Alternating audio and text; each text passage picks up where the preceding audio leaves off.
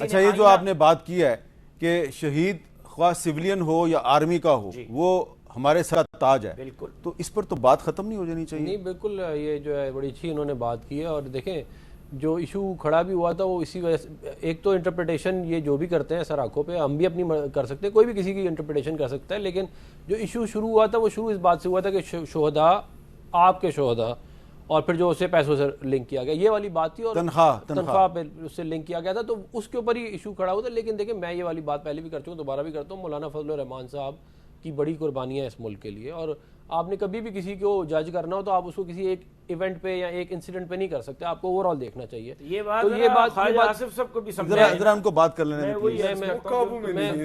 میں اسی دیکھیں مولانا فضل الرحمان صاحب کی ہم بڑی رسپیکٹ کرتے ہیں، اور وہ پی ڈی ایم میں ہمارے لیڈر تھے، اور ان کی بڑی قربانی ہے، اور انشاءاللہ ہم مولانا فضل الرحمان صاحب کو منا لیں گے اور معاملات جو ہیں وہ ٹھیک ہو جائیں گے، منا لیں گے اور حالات معافی کے بغیر ہی منا لیں گے. نہیں، ہم مولانا فضل الرحمان صاحب کو منا لیں گے، اس کے اوپر اب کام کر رہے ہیں انشاءاللہ. آپ سنیں گے، کام کر رہے ہیں، کوشش ہماری جاری ہے، انشاءاللہ آپ دیکھیں گے کہ مولانا کے جو بھی تحفظات ہیں ان کو دور کیا جائے گا. یہ تو بڑی اچھی بات ہے. نہیں، ہماری پوری کوشش ہے اور یہ ہو جائے گا انشاءاللہ. اور دیکھیں مولانا فضل الرحمان صاحب کی بھی اچھی بات ہے کہ وہ ایک بڑے تجربہ کار اور ایک بڑے پریکٹیکل سیاستدان ہیں، تو وہ انشاءاللہ ان سے ہم بات چیت تو پھر شاید خٹک صاحب کی تو خواہش پوری نہیں ہوگی. دیکھیں ہاں میں اس کے اوپر آنا چاہ رہا تھا. دیکھیں شاہد خٹک صاحب نے فرمایا، بڑی اچھی بات ہے کہ انہوں نے یہ سچ بول دیا اور آپ نے اس کو پکڑا نہیں. میں حیران ہوں کہ انہوں نے کہا کہ ہم لڑائی کے ساتھ ہیں، لڑائی کے ساتھ ہیں. پی ٹی آئی کی پالیسی انہوں نے بتا دی ہے آج. تو جب آپ دیکھیں بات یہ ہے کہ یہ انتشار پھیلانے جو ہے یہ کوئی اچھی بات نہیں ہے. آپ کو جمہوریت کے سائڈ پہ ہونا چاہیے، آپ کو آئین کے سائڈ پہ ہونا چاہیے. اور آپ جس الیکشن کو آپ فراڈ کہہ رہے ہیں نا، آپ 2018 کا الیکشن جا کے دیکھیں میرے بھائی. ہے میری گزارش سن لیں، میری کھولا تھا نا جب 4 سیٹیں کھولی وہ بھی جیت گئے. 35 سیٹیں میری گزارش سن لینا، میری گزارش سن لینا اور میرے بھائی میری گزارش سن لینا، میری گزارش آپ سن لیں. میں آپ کو بتانے لگا ہوں جب کھولا تو کیا ہوا ہے. جب کھولا تو 35 سیٹیں آپ کے لیڈر نے بولا میں نے سیاسی بات کی تھی، آپ نے 4 سیٹیں کھلوائی، ہم چاروں آپ کو ہرایا اس کے اندر. یہ آپ کا ٹریک ریکارڈ ہے. کھول دیں.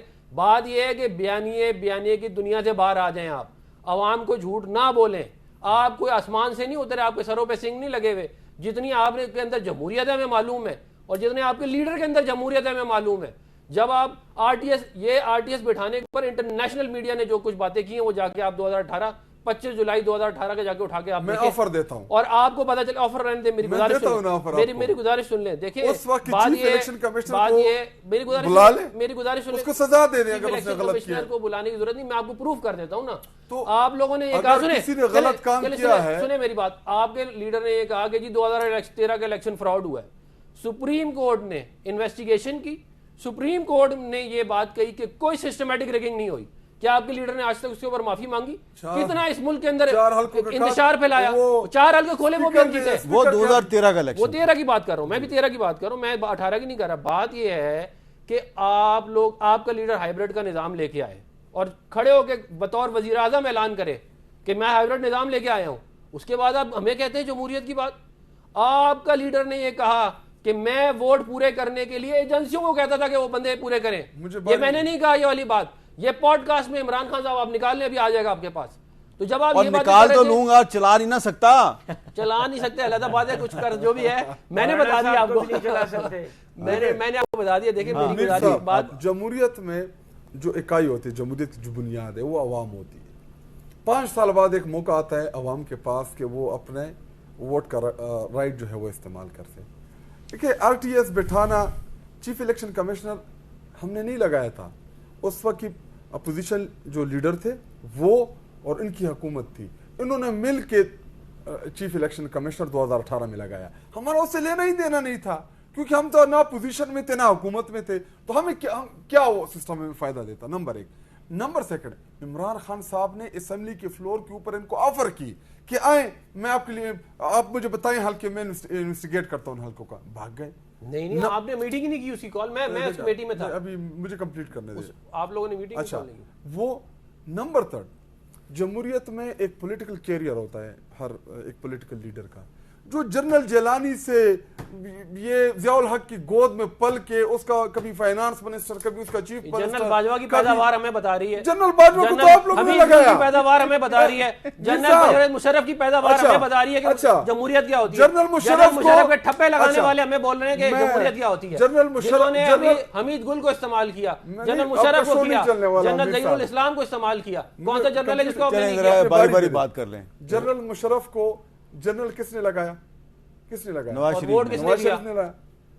جنرل باجوہ کو آرمی نہیں, لیکن وہ کہہ رہے ہیں کہ جنرل مشرف کا جو ریفرینڈم تھا اس کی حمایت عمران خان نے کی تھی. عمران خان صاحب نے حمایت کی, مارشل لاء کی حمایت کی, مارشل لاء کی کون سے معافی مانگی. دیکھیں جب آپ معافی مانگی, یہ بھی بات کی, آپ کے پروگرام میں بیٹھ کے انہوں نے یہ کہا. اچھا جنرل باجوہ کو کون لے کے آیا؟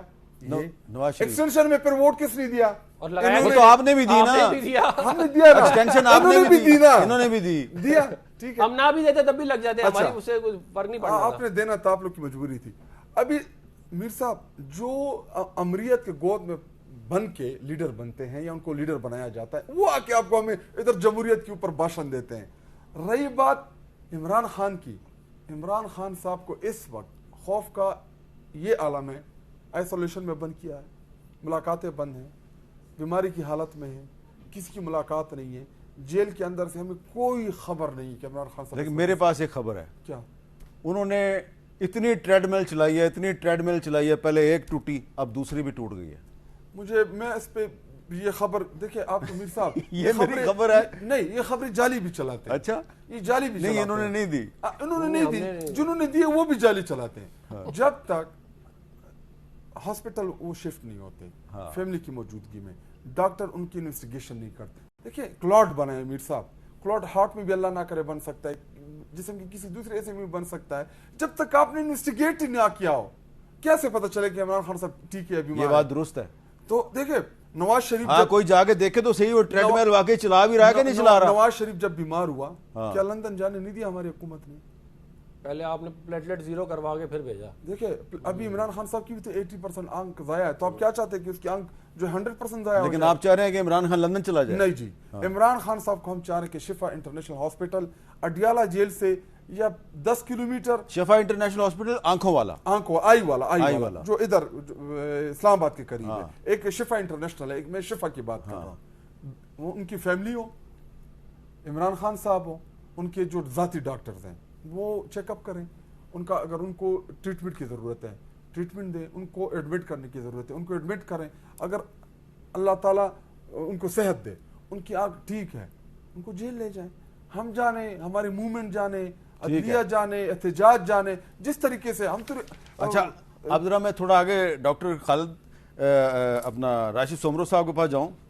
راشد صاحب, اب عفنان اللہ صاحب نے ایک بڑی اچھی بات کی, پہلے آپ نے ایک اچھی بات کی کہ شہداء جو ہیں خواہ وہ سیولین ہوں یا آرمی کے ہوں وہ ہمارے سر کا تاج ہیں, تو اس پہ وہ کہہ رہے ہیں کہ جناب ہم کوشش کر رہے ہیں کہ معاملات طے ہو جائیں, اور انہوں نے معافی موفی کا ذکر نہیں کیا, تو یہ اچھی بات نہیں ہے؟ میں حامد صاحب دو باتیں عرض کرنا چاہتا ہوں. پہلے اس بات پہ کہ آپ ضرور کوشش کریں مولانا صاحب کو منانے کی, لیکن اس سے پہلے آپ معافی مانگیں.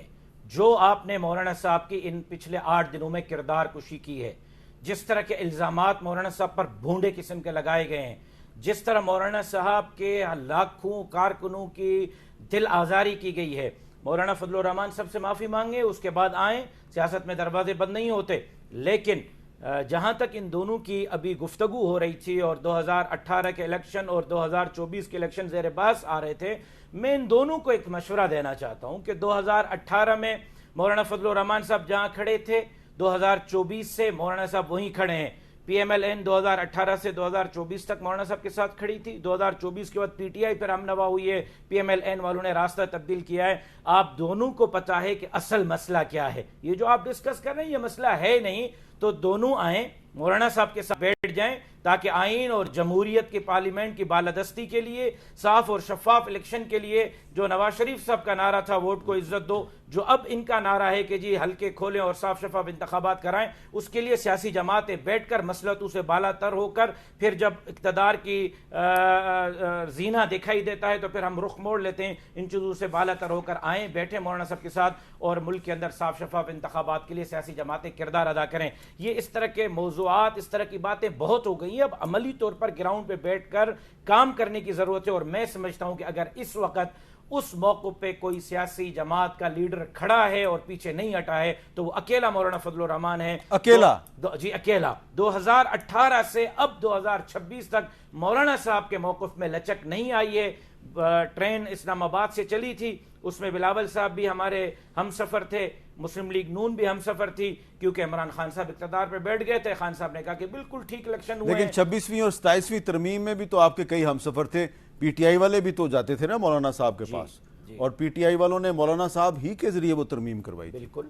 تو پی ٹی آئی والوں نے اگر اس کو مناسب سمجھا تھا تبھی تو مولانا صاحب کو مینڈیٹ دیا تھا, تبھی تو مولانا صاحب نے ان کو اعتماد میں لیا. مولانا صاحب کا بیان ریکارڈ پہ موجود ہے کہ مولانا صاحب نے ان کو خود منع کیا کہ آپ اس پہ ووٹ نہ دیں. یہ بات تو اب ریکارڈ پر موجود ہے. تو میرا خیال یہ ہے کہ آئین اور جمہوریت کی بالادستی کی جو جنگ اس وقت مولانا صاحب لڑ رہے ہیں, اس وقت اس طرح کوئی نہیں لڑ رہا. باہر تو وہ جو تحریک تحفظ آئین بنائی ہے محمود اچکزئی صاحب نے, ان کے بارے میں کیا خیال ہے؟ دیکھیں, محمود اچکزئی صاحب ہمارے لیے قابل احترام ہیں. پی ڈی ایم میں وہ ہمارے ساتھ رہے ہیں, لیکن اس وقت تحریک تحفظ آئین پاکستان یا جتنی بھی موومنٹس ہیں اس حوالے سے تمام سیاسی جماعتوں کو مشاورت میں لینے کے بعد اگر کوئی تحریک معرض وجود میں آئے گی تو وہ کارگر ثابت ہوگی اور عوام اس پر اعتماد کرے گا. خود سے اگر کوئی ایک تحریک بنائی جائے گی, بعد میں دوسروں کو اس میں آن بورڈ لینے کی کوشش کی جائے گی, تو وہ پھر اسی طرح غیر مؤثر رہے گی جو ابھی غیر مؤثر